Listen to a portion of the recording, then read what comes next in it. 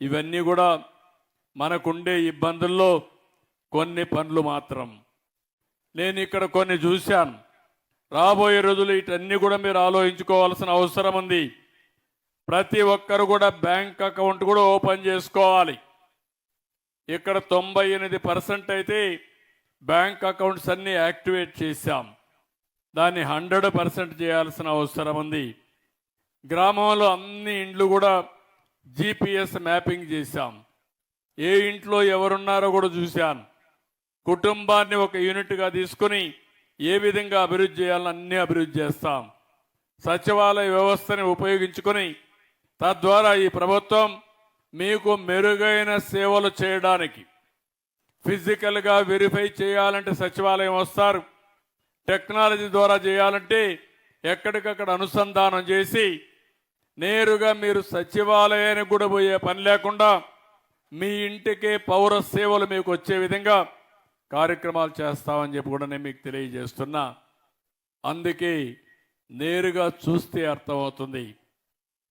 ప్రతి నెల మొదటి తారీఖు నేను పేదల ఇంటికి వస్తున్నాను అంటే నాకు ఎప్పటికప్పుడు గుర్తు చేసుకుంటూ ఇంకా పేదలకు ఏం చేయాలనో చేయడం కోసం నేను ఆలోచించడమే కాకుండా మంత్రులు, ఎమ్మెల్యేలు, ఎంపీలు, కలెక్టర్లు, అధికార యంత్రాంగం అందరూ కూడా అదే ధ్యాసలో ఉండడానికి ఈ కార్యక్రమం చేస్తున్నాం.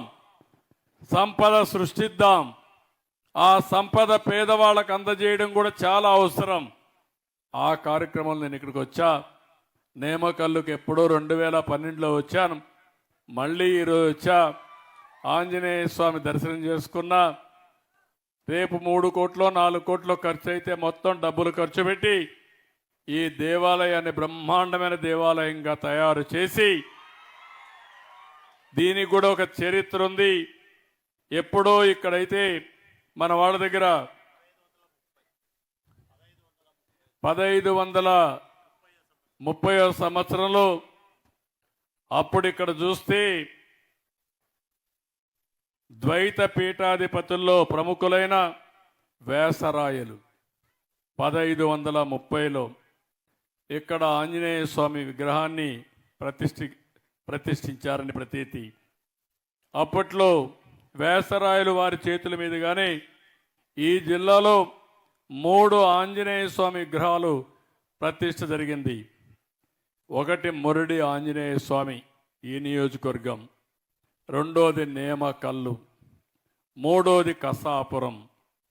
నేను ముఖ్యమంత్రిగా ఉన్నప్పుడు ఈ 3 క్లస్టర్ కింద పెట్టి బస్సులు కూడా వేసి అక్కడిని తిప్పే కార్యక్రమాన్ని కూడా చేసుకున్నాం. కానీ తర్వాత దాన్ని కంటిన్యూ చేస్తున్నారు. శ్రావణ మాసంలో శనివారాల్లో 3 ఆలయాల్ని ఒకే రోజు దర్శించే విధంగా ఆ రోజు కార్యక్రమాలు చేశాం.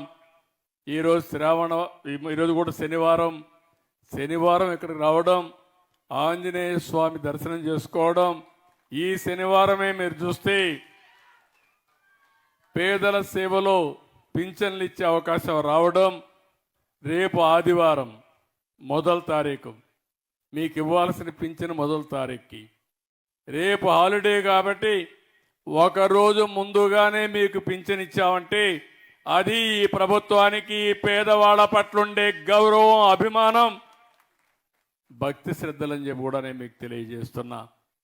అందుకే మిమ్మల్ని అందరినీ కోరుతున్నా, అనునిత్యం మీ సేవలో ఉంటాం, మీకు న్యాయం చేస్తాం.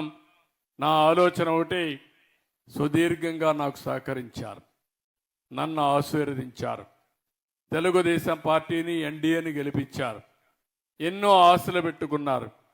మీ ఆశలు అన్నీ కూడా నెరవేర్చడానికి అనునిత్యం పనిచేస్తాం.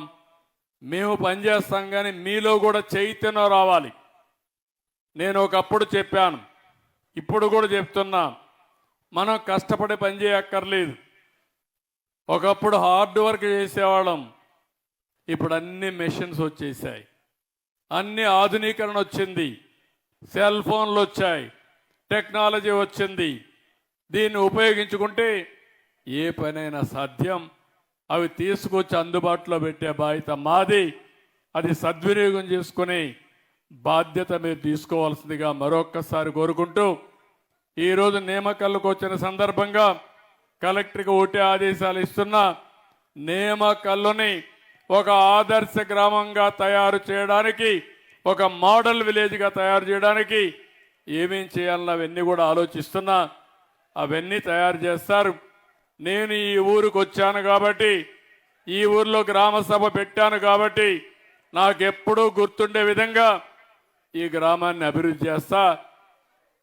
ప్రతి సంవత్సరం కూడా సమీక్ష చేసుకుంటా, ఎంతవరకు అభివృద్ధి అయిందో అవన్నీ కూడా చూసి ఎలాంటి ఇబ్బందులు లేకుండా రాష్ట్రం మొత్తం అభివృద్ధి చేసిన నేను చూసిన గ్రామాల మీద ప్రత్యేకమైన శ్రద్ధ పెడతానని చెప్పి మరొక్కసారి తెలియజేసుకుంటూ, నేను వచ్చినప్పటి నుంచి చూస్తున్నా ఒక్కరు కూడా కదలకుండా పట్టుదలగా మీరు కూర్చొని చెప్పిందంతా విన్నారంటే చాలా సంతోషం. ధన్యవాదాలు. మరొక్కసారి అందరికి అభినందనలు. ఈరోజు మీరు చూపించిన అభిమానం తిరిగి మీ అభివృద్ధికి దోహదం చేసే విధంగా కార్యక్రమాలు మీరు నేను చేయాల్సిన అవసరం ఉంది.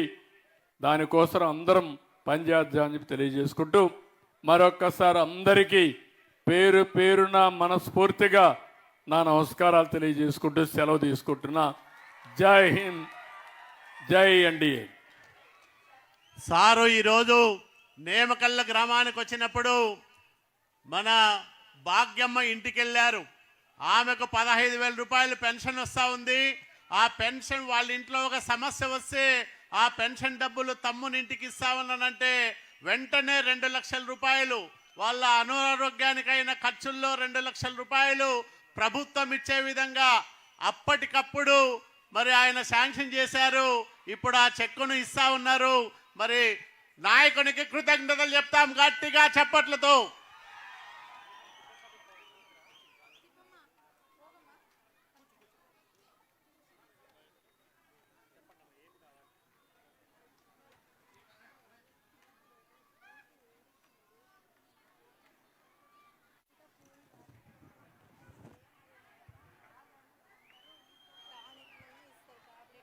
మీరు ఒక పని చేయండి, 1,00,000 రూపాయలు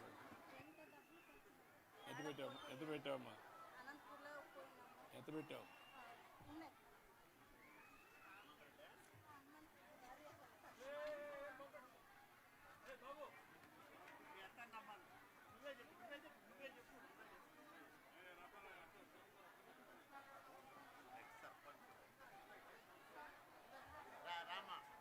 ఎంత ఖర్చు పెట్టారు? నువ్వే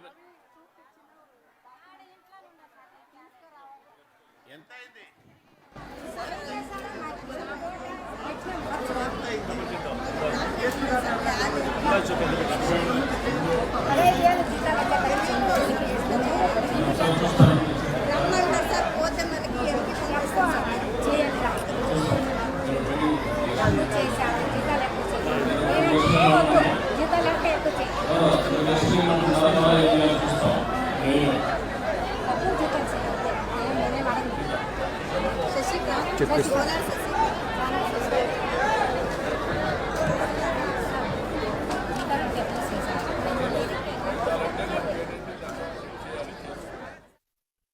అమ్మా ఇలా చేసి